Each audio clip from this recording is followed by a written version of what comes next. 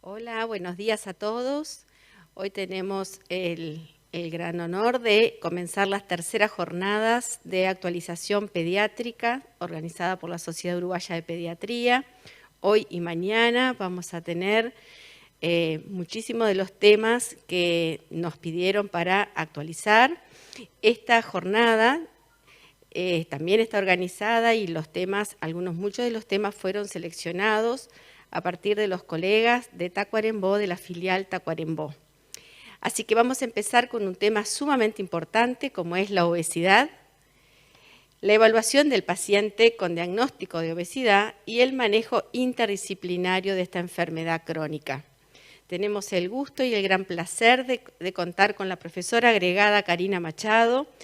Ella es profesora agregada de la Clínica Pediátrica A de la Facultad de Medicina de la UDELAR. Está diplomada en nutrición pediátrica de la Universidad de Chile y de la Universidad Javeriana de Bogotá. Además, es máster en nutrición pediátrica de la Universidad de Granada y además también es integrante de nuestro comité de nutrición de la Sociedad Uruguaya de Pediatría. Así que buenos días, muchísimas gracias Karina por estar con nosotros aquí. Adelante.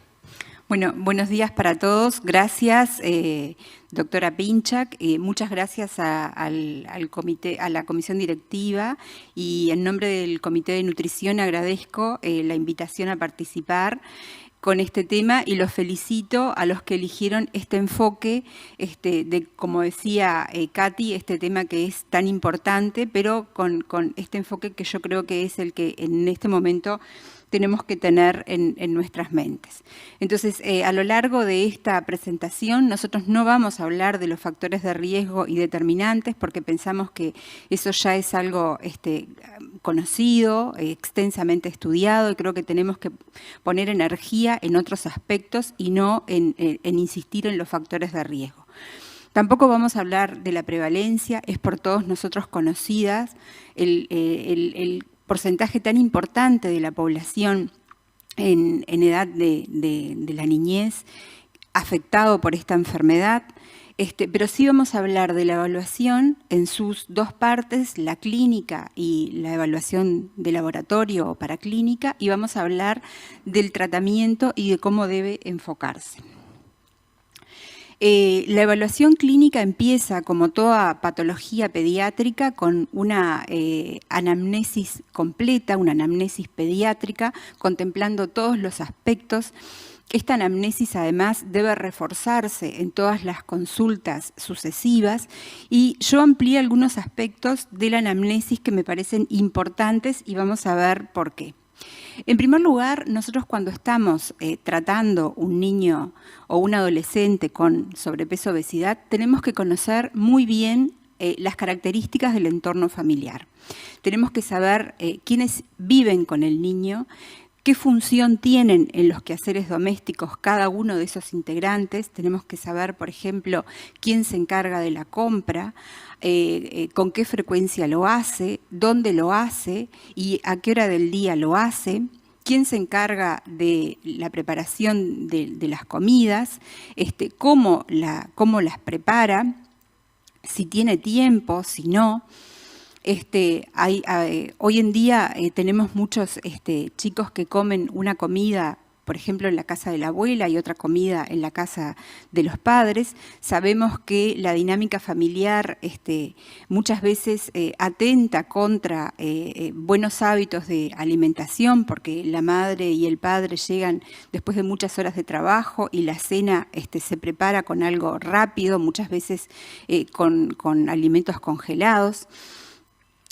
En segundo lugar, tenemos que ver cómo valora la familia el problema del paciente. Porque tenemos, y nosotros lo sabemos muy bien de trabajar con estos niños, que muchas veces los padres no reconocen este problema ni en el niño y mucho menos en ellos mismos. Y entonces ahí ya tenemos algo para resolver. Muchas veces las abuelas son las encargadas de alimentar a los niños, y las abuelas todavía tienen la concepción de que cuanto más gordito, más sano es, y cuanto más come, mejor. Y bueno, y sabemos que eso no es así, que eso es un error. Debemos averiguar cuál es la relación de la familia con respecto a la comida y a la actividad física, si la familia se reúne a las horas de las comidas principales y en qué ambiente se realizan esas comidas, y si tienen oportunidad de realizar actividades físicas en familia y con qué frecuencia. Debemos recordar, y esto lo vamos a remarcar después varias veces, que las intervenciones que se realizan en el marco de la familia siempre son más eficaces. El segundo escenario que debemos evaluar es el entorno escolar. Recordemos que los niños y los adolescentes tienen una inmadurez relativa, tanto intelectual como psicológica, que los hace muy vulnerables a la presión de sus pares y a las influencias de la publicidad. Y esto es un gran obstáculo en el éxito del tratamiento. Tenemos que saber además si estos niños no son discriminados por su situación nutricional, y debemos recordar que el segundo escenario que va a determinar el éxito del tratamiento de estos niños es el entorno escolar. Tenemos que saber la evolución de esta enfermedad, cuándo empezó en el tiempo y cómo evolucionó. Muchas veces empieza en edades muy tempranas, no se hace un correcto diagnóstico y por lo tanto no se va a hacer un correcto abordaje. Muchas veces está condicionada a sucesos vitales importantes que le pasaron al niño o al adolescente, y eso hay que averiguarlo. En este momento, por ejemplo, vemos en la consulta, todavía no tenemos ningún estudio que lo documente, pero lo vemos día a día, cómo ha incrementado mucho el índice de masa corporal de nuestros pacientes en estos últimos meses vinculados a la pandemia de coronavirus. Pensamos que es multicausal, por un lado, todo el estrés que nos ha generado a todos esta situación, y por otro lado, el gran cambio de hábitos que han sufrido nuestros niños y adolescentes. Y esto es un problema que realmente es importante, que vamos a tener que buscar las formas de combatirlo. También tenemos que averiguar tratamientos previos y realizados y cómo le fue, cuál fue la evolución con esos tratamientos.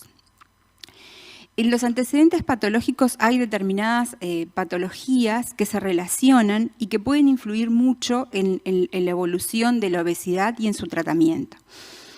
Por ejemplo, el asma es bien sabido y hay muchos estudios al respecto en la relación entre asma y obesidad.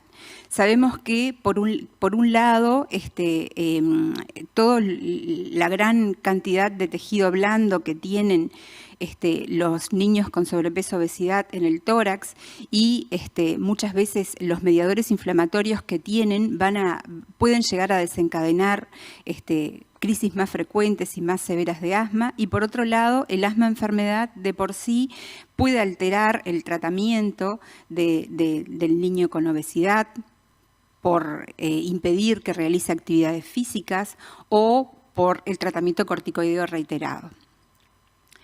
Muchas alteraciones del neurodesarrollo se relacionan con sobrepeso, obesidad. A veces por la misma patogenia, por la misma característica de estas alteraciones del desarrollo, y otras veces por los tratamientos farmacológicos que tienen estos chicos. Los trastornos de conducta alimentaria, hay autores que ponen el sobrepeso y la obesidad en la misma línea que los trastornos de la conducta alimentaria. En un extremo, los que no comen y realizan una vigorexia, o sea, un ejercicio, una actividad física extenuante, y en el otro extremo, el chico con sobrepeso que se alimenta mucho más y que tiene una actividad muy sedentaria. Y por otro lado, el tratamiento mal conducido del sobrepeso-obesidad puede llegar a desembocar en un trastorno de la conducta alimentaria. Y otras enfermedades que podemos nombrar muchas, por ejemplo, hay unos artículos, puse enuresis porque me llamó la atención, la verdad que no lo sabía, fue preparando esta charla que encontré varios artículos que relacionan la enuresis con la obesidad y que, por otro lado, también hay una relación bidireccional entre ambos trastornos. Tenemos que averiguar las complicaciones de la obesidad. Sabemos que existen muchísimas complicaciones. Este es un pequeño esquema donde demuestra que las complicaciones afectan todos los aparatos y todos los sistemas del organismo.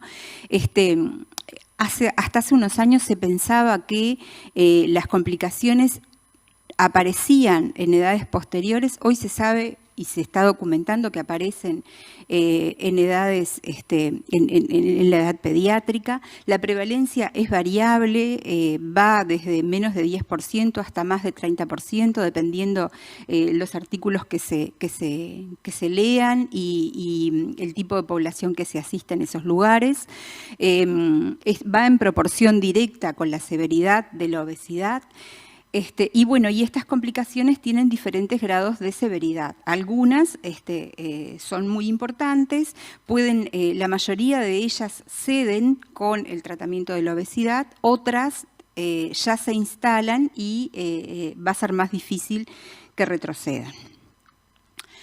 Una parte muy importante de la evaluación clínica es evaluar los hábitos alimentarios.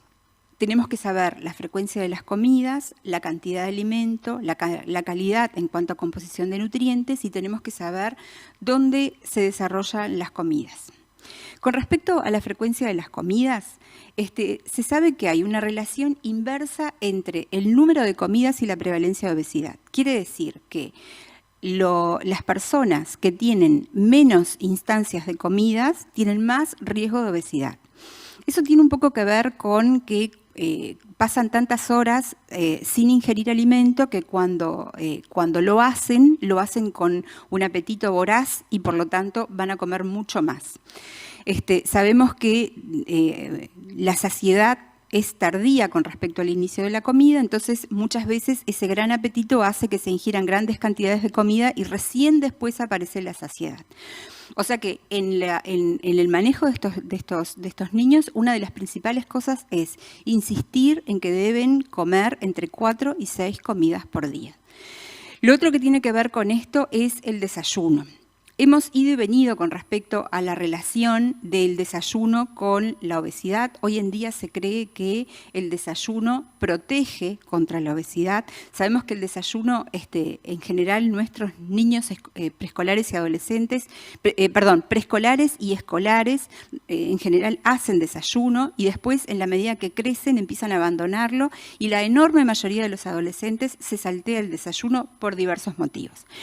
Acá les traje una que es la cita de abajo, que es un metaanálisis muy reciente de este año, del 2020, donde se analizan muchísimos ensayos clínicos y se relaciona la ausencia del desayuno con el desarrollo de obesidad. Y si ustedes ven, aparece un mayor riesgo, no sé si es posible verlo, pero aparece un mayor riesgo de sobrepeso y obesidad en los que se saltean el desayuno. Con respecto a la cantidad y la calidad de comidas, uno lo que intenta es evaluar el consumo de grupos de alimentos y evaluar la cantidad de energía de esa alimentación y la cantidad de determinados nutrientes. Esto es bastante complejo por muchos motivos, porque depende de las preparaciones, depende de las creencias culturales, depende además de que el niño o la familia lo recuerde, está la subjetividad de por medio, entonces es algo muy engorroso. Hay métodos para evaluar la ingesta. Acá yo les traje los 4 más reconocidos. Estos métodos se pueden usar, en general se utilizan más bien con fines o epidemiológicos o de investigación, pero son métodos que pueden ser utilizados a nivel de población, de familia o de individuo.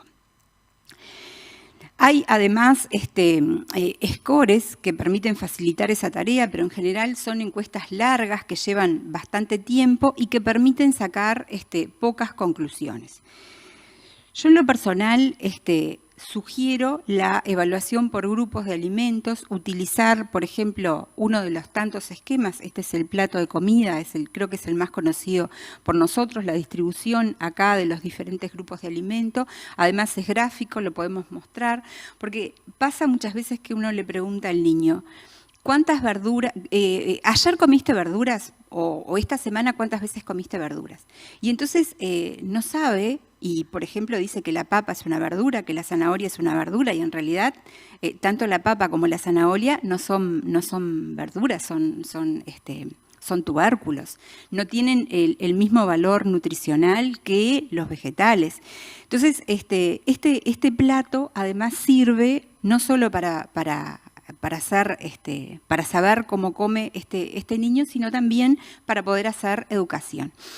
Y después nosotros contamos acá en nuestro país con una tabla de composición de alimentos, o sea que cuando queramos hacer una evaluación más exhaustiva, nos podemos fijar ahí, esa tabla está online, abajo está la dirección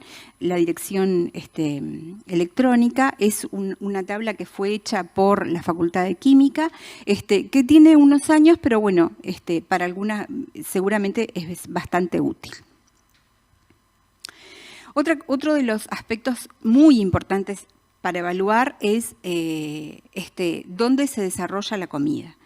Y bueno, estas figuras creo que son muy gráficas, ¿no? Y que dicen todo por ellas, o sea, no es lo mismo un chiquilín que come frente a una pantalla solo, que pierde noción de todo lo que está comiendo y del tiempo que hace que está comiendo, que una familia que se reúne a la mesa, que comparten otras vivencias durante la comida y que comparten otras experiencias.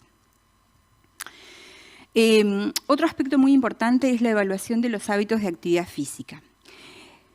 La actividad física en la niñez y adolescente tenemos que evaluar. Por un lado, la actividad espontánea, no estructurada, que tiene que ver con el juego o con otras actividades que se hacen en la vida diaria, por ejemplo, ir al colegio, andar en bicicleta, ir al supermercado, pasear al perro, ese tipo de actividades que le llamamos espontánea o no estructurada. Por otro lado está la actividad programada, que es el deporte con horario y con algo pautado. Tenemos que saber también las horas sedentarias, que son las horas de pantalla. Muchas veces hay personas que hacen mucha actividad física y sin embargo tienen un porcentaje muy importante de su día en horas sedentarias y por lo tanto califican como sedentarios. Y por otro lado tenemos que saber las horas de sueño porque hay una relación indirecta, cuanto más horas de sueño, menor probabilidad de sobrepeso, obesidad y por lo tanto hay que fomentar en los niños y adolescentes que tengan adecuadas horas de sueño.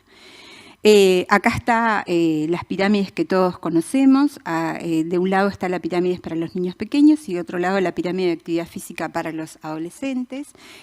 También son recursos gráficos que podemos utilizar en la consulta para indagar, pero además para educar. Pero ¿cómo averiguamos qué cantidad de actividad física hace un paciente? Es bastante difícil, existen algunos cuestionarios como por ejemplo, es bastante sencillo, es de autores chilenos, está validado. Como ustedes ven, evalúa 5 actividades que son horas acostado, horas sentado, horas caminando, horas de juegos al aire libre y horas de ejercicio programado. Es una forma muy fácil y muy rápida de evaluar y tiene una sensibilidad y una especificidad alta para el diagnóstico de sedentarismo. Cuando puntea por debajo de 5, las posibilidades de que ese individuo sea sedentario son muy altas. Hoy en día hay otras herramientas, además, como por fines de la década del 90 empezaron a surgir los podómetros, que eran unos pequeños instrumentos que contaban los pasos.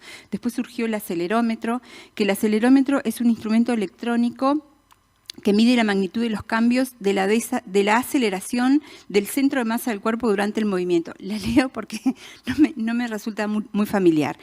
Lo que mide es movimiento, mide el movimiento en diversos ejes, y lo que está pasando en los últimos años es que los teléfonos móviles y otros aparatos han incorporado acelerómetros que están conectados con diferentes aplicaciones, y estas aplicaciones cuentan el movimiento. Es bastante interesante, yo lo he empezado a utilizar con pacientes en la consulta, porque todo lo nuevo y todo lo que tiene que ver con los móviles y las aplicaciones siempre los entusiasma mucho. Estas aplicaciones se bajan, prácticamente todos los teléfonos últimos vienen con acelerómetros incluidos, también los smartwatch o las pulseras deportivas. Las aplicaciones se bajan en forma gratuita, hay muchas, o sea que creo que es un recurso que realmente vale la pena pensar un poquito, indagar y empezar a promocionarlo. Lo que queda pendiente, y hay muchos estudios en los últimos años, lo que queda pendiente es pautar y ver un mínimo de pasos o un mínimo de kilómetros que se recomienda para determinadas edades. Eso es lo que está pendiente pautar. Bueno, la otra parte de la consulta es el examen físico. Como toda patología pediátrica, un examen físico completo. Yo acá simplemente puntualicé algunas cosas que me parecen importantes. A nivel de piel, evaluar la presencia de algunos signos que estigmatizan o que preguntan y que no les gusta tener, como el acné y las estrías dérmicas. La acantosis, que la tenemos que buscar en todas las consultas. Sabemos la relación de la acantosis con la resistencia a la insulina. La hepatomegalia como valor de un hígado no graso. El examen cardiovascular con la medida de la presión arterial, sobre todo porque la hipertensión arterial es de la complicación más prevalente que tienen estos chicos. Y otra cosa que me parece súper importante es el examen cardiovascular, el examen osteoarticular, la evaluación de la columna y de los miembros inferiores, porque nosotros vamos a recomendar actividad física y muchas veces estas alteraciones, si pasan desapercibidas, entorpecen o dificultan la actividad física, y capaz que hay que hacer primero una consulta con el traumatólogo y encarar primero esto antes de recomendarle que haga actividad física. La evaluación antropométrica, los índices antropométricos que utilizamos para el diagnóstico son los que relacionan el peso y la talla. Se pueden utilizar cualquiera de los dos en los menores de 5 años y en los mayores de 5 años el índice de masa corporal. Además, nos permite clasificar la gravedad y después seguirlo en la evolución. Algo que a mí me parece muy interesante es el cálculo de la composición corporal que se puede hacer en la clínica a través de la medida de los pliegues y perímetros con aplicaciones que están online, que son gratuitas y que están muy interesantes porque muchas veces uno empieza el tratamiento y el chico empieza a hacer mucha actividad física, empieza a desarrollar masa muscular y cambia, lo que hace es cambiar la masa grasa por la masa muscular, y cuando llega al consultorio está esperando que baje de peso, y ese descenso de peso en realidad no se da porque hubo un cambio de tipo de tejido, y esto se documenta muy bien con la medición de la composición corporal y además los engancha bastante. Y por otro lado, la medida de la cintura, por lo que todos sabemos, la relación con el síndrome metabólico. En cuanto a la evaluación paraclínica, esto es un tema que es bastante controversial. Sabemos que se usan los exámenes de laboratorio para buscar complicaciones o repercusiones. A nivel mundial hay una falta de estandarización y consenso acerca de qué exámenes pedir, en qué momento y con qué frecuencia repetirlos. Realmente la bibliografía es muy dispar y los diferentes lugares recomiendan cosas diferentes. Hay que recordar que por más que estas complicaciones estén presentes, el tratamiento de las mismas es el mismo tratamiento de la obesidad, o sea que la paraclínica muchas veces le ponemos como un gran peso y después no nos va a cambiar demasiado el tratamiento, o sea, no nos va a cambiar el tratamiento. Lo que se recomienda es individualizar de acuerdo al paciente, y por supuesto que si son niños que tienen síntomas sugestivos de complicaciones o de comorbilidades o en los cuales se sospecha una etiología endocrina o que contribuye a un problema endocrino, por supuesto que en esos niños hay que pedir exámenes dirigidos a eso. Este es uno de los esquemas, que es el esquema de la Academia Americana de Pediatría. Lo recomienda también esta revisión de la Clínica Mayo, y es la sugerencia de las pautas actuales de pediatría. Como ustedes ven, recomienda que se empiecen a estudiar los niños desde el sobrepeso. Incluso los puntos de corte para los niños menores de 5 años hablan desde percentil 85, y para nosotros a partir del entre el percentil 85 y 97 en un niño menor de 5 años es riesgo de sobrepeso y no sobrepeso, o sea que acá tenemos un problema y seguramente ninguno de nosotros sigue estas recomendaciones. Y después recomienda para todos los niños con factores de riesgo, desde el sobrepeso, y los niños sin factores de riesgo, con más de 10 años de edad, todos los exámenes que están a la izquierda. Como ustedes ven, en esta tabla no está la función tiroidea y tampoco está el hemograma, con lo cual estoy personalmente totalmente de acuerdo. Bueno, entonces ahora nos queda hablar del tratamiento. El tratamiento, en primer lugar, tenemos que generar conciencia sobre el problema. Y esto, cuanto antes lo hagamos, mejores resultados vamos a tener. O sea, cuando cuando yo estoy viendo un niño menor de 5 años y tiene un peso talla que está por encima del percentil 85, yo le tengo que avisar a la familia que hay un riesgo.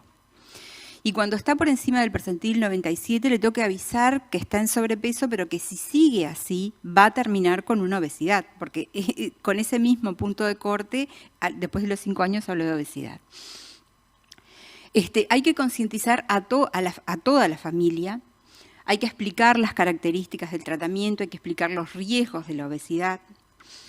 Y en el tratamiento nosotros tenemos que recordar que cuando un niño llega a esta condición es porque tiene muchos factores de riesgo para desarrollar la enfermedad. Y esos factores de riesgo lo van a acompañar en prácticamente toda su vida. Entonces, en el niño y el adolescente no se trata de una dieta a corto plazo para que adelgace. No es así. El tratamiento es instituir cambios permanentes que lo van a llevar a cambiar su composición corporal, su índice de masa corporal, pero que además se van a mantener en el tiempo. Estos niños, por otro lado, no son los niños que vienen un año, vienen a hacer el control en salud y les firmo el certificado de aptitud física y vuelven al año siguiente. Requieren controles frecuentes, muy frecuentes, un monitoreo continuo, un refuerzo de todas las pautas de cambio que se transmitieron en la consulta. Este refuerzo, por ejemplo, se puede hacer de diferentes formas, se puede aprovechar las redes sociales, se puede aprovechar el WhatsApp, pero es importante realizarlo. Después vamos a hablar de qué equipo se espera para que trate a estos niños. Las intervenciones tempranas son más efectivas, como ya lo dije, y es imprescindible involucrar a la familia y poder contar con el apoyo del entorno escolar.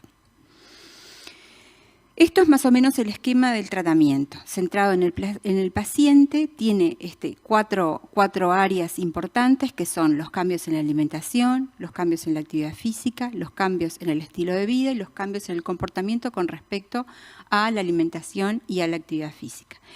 Este tratamiento tiene un círculo más estrecho, que es el de la familia, y un círculo más extenso, que yo puse entorno escolar, pero que podría haber puesto toda la sociedad, porque en realidad nos compromete a todos. Entonces, el tratamiento involucra a toda la familia. Es necesario e imprescindible analizar los factores compartidos. Es necesario hablar con la mamá y el papá, que ellos también tienen sobrepeso o obesidad, lo cual no es para nada fácil. Eso va a depender de la confianza y de la relación en el consultorio con la familia. Y por lo tanto, si este chico llegó a esta situación de sobrepeso obesidad, es porque tiene un tipo de alimentación y hábitos de actividad física que lo llevaron y seguramente se comparten en toda la familia. Tenemos que proponer cambios que realicen todos, ¿ah? Y esto pasa, ¿no? Pasa frecuentemente. Resulta que al niño le hacen vegetales, pero el papá come otra cosa porque no le gustan las verduras. ¿Y cómo? ¿Cómo? En la heladera hay helado, pero no es para él. ¿Cómo? No. Los cambios los tienen que realizar todos, porque si no, no va a ser posible. Primero que va condenado al fracaso, pero por otro lado, lo estamos estigmatizando al niño de que él come diferente y de que hay cosas prohibidas para él y para el resto de la familia, no. Y esto es súper importante. Contar con el apoyo del entorno escolar, este año ha sido bastante difícil. Tenemos la mayoría de las instituciones educativas públicas y privadas aún no han alcanzado el nivel de actividades físicas que hacían antes de la pandemia. Bueno, esperemos que esto se pueda resolver y esto es muy importante porque lo que se enseña en la escuela tiene una influencia muy importante sobre los niños y adolescentes. Entonces, en la escuela enseñan hábitos de alimentación y actividad física. Por otro lado, podemos solicitar el tratamiento con la familia y además hay colegios que permiten el trabajo interdisciplinario de todo esto. Entonces, el tratamiento debe ser individualizado, debe ser de seguimiento estrecho, debe ser del niño y de la familia y en equipo interdisciplinario. Y hay un equipo cuando yo digo equipo interdisciplinario me refiero a todos los actores trabajando juntos en el mismo consultorio o en forma muy estrechamente relacionada. No es que el niño va a consulta con el psicólogo y vuelve, que va a consulta con la licenciada en nutrición y vuelve. No es así. Porque el pediatra tiene que tener comunicación estrecha con la licenciada en nutrición y con la psicóloga a propósito de ese niño, para que se pueda considerar realmente un tratamiento interdisciplinario. Creo que esto es una visión personal de qué actores deberían estar en el tratamiento interdisciplinario de estos niños. Por supuesto, el pediatra como líder del equipo, con la licenciada en nutrición, con la licenciada en psicología, con un deportólogo o profesor de educación física o fisiatra, lo que puedan ofrecernos las instituciones, y con los educadores. Otros actores. Veo al colega y me olvidé de los cardiólogos que también forman parte, deberían estar en este cuadro. Y por supuesto que la convocatoria de los otros especialistas va a depender de cada caso.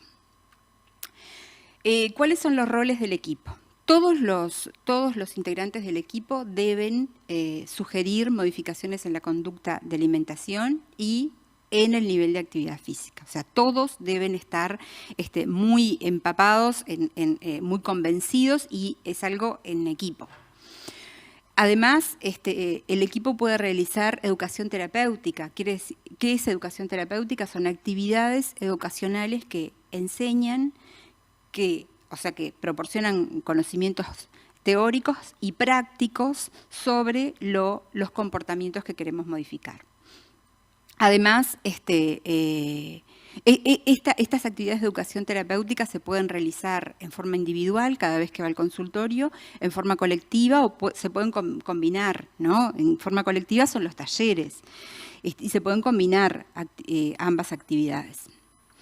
También se pueden realizar intervenciones psicológicas, son muy importantes en el tratamiento de estos pacientes porque ayudan a disminuir la angustia, la ansiedad y la culpabilidad que sienten estos niños. Muchas veces es necesario un tratamiento más que incluya otras estrategias. Y bueno, además del tratamiento, de este tratamiento que sería lo estándar y que tiene como cometido el cambio en los hábitos, muchos niños necesitan apoyo psicológico ya sea individual o colectivo. Existen grupos de autoayuda y hay en la bibliografía experiencias documentadas de grupos de autoayuda. Nosotros acá en Montevideo tenemos un grupo de ALCO, no sé si está la saqué la forma de vincularse con ALCO, que es un grupo de autoayuda que clásicamente hace muchísimos años existe para adultos y desde hace unos años existe para niños y adolescentes. Existen programas lúdicos para trabajar a través del juego, que pueden ser presenciales o pueden ser virtuales a través de las tecnologías de la comunicación. En muchos países hay programas exitosos o también se puede trabajar con materiales impresos. Y otras terapias alternativas como la hipnosis, la auriculoterapia, la acupuntura, que también en algunas series han demostrado resultados buenos. ¿Y qué esperamos nosotros del tratamiento de estos pacientes? Bueno, en primer lugar, saber que son difíciles, que son largos, que las intervenciones en general tienen que tener más de un año de evolución. En el primer año de vida, de tratamiento es difícil ver resultados. Tenemos que saber que los efectos demostrados son modestos. Cuanto más severo sea el paciente y cuanto más tardíamente se empiece, peor va a ser el éxito. Es importante poder manejar el no éxito y la combinación de diferentes terapias puede determinar mejores resultados.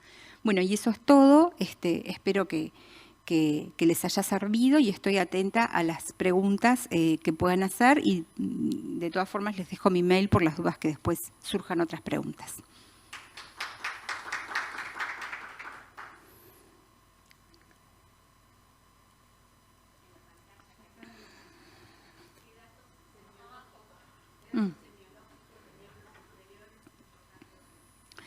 De los miembros inferiores, sobre todo lo que tiene que ver con la estática y las patologías de rodilla y de pies.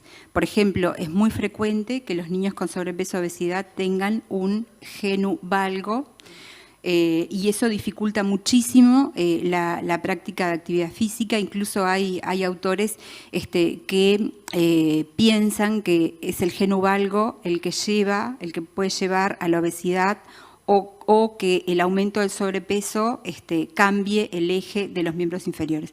El genu valgo es muy frecuente y ya les digo, muchas veces entorpece la actividad física, causa muchos dolores y lo mismo la patología de pies con pies planos y eso.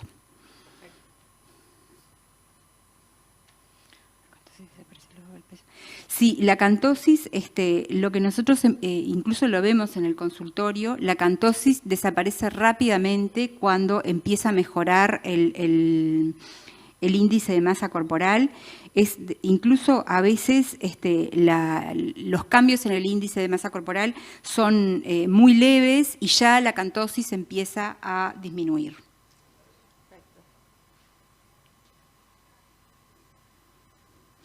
Bueno, ¿cuál es la relación de la cintura y el síndrome metabólico? Yo tal vez eso lo pasé muy rápido, es que las personas, tanto niños y adolescentes como adultos que tienen una obesidad centroabdominal con un aumento del perímetro de cintura o un aumento de la relación cintura-cadera, tienen alta probabilidad de tener un síndrome metabólico. Esa es la relación.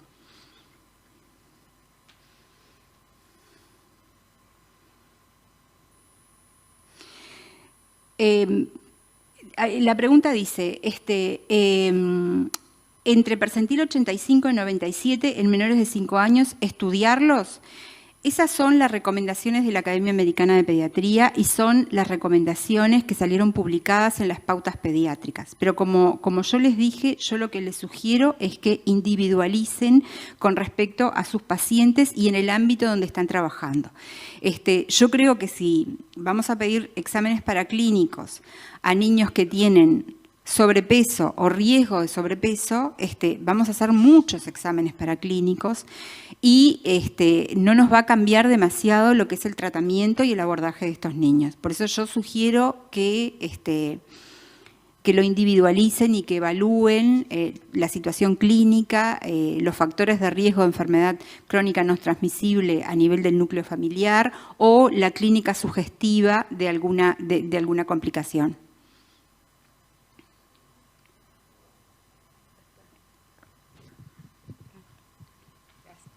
Muchísimas gracias, profesora agregada, doctora Karina Machado, por su presentación.